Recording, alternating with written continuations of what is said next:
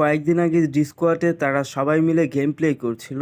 তখন ভুলবশত মুন্না 10K ভাইয়ের ক্যামেরাটা অন হয়ে যায় আর সাথে সাথে তার ফেস রিভিল হয়ে যায়। তাহলে বেশি কথা না বাড়িয়ে চলো তার ফেস রিভিলটা করে দেওয়া যাক। তো 1 2 3 অ্যান্ড গো। এই যে এইকে দেখতে পারছেন না, এই হচ্ছে মুন্না 10K। এখন যারা বলবেন যে এ আসলে মুন্না 10K না, তাদের উদ্দেশ্যে বলছি আমি এই তথ্যটা একজনের কাছ থেকে জোগাড় করে নিয়েছি এবং এর কাছ থেকে আমি এই ছবিটা নিয়েছি।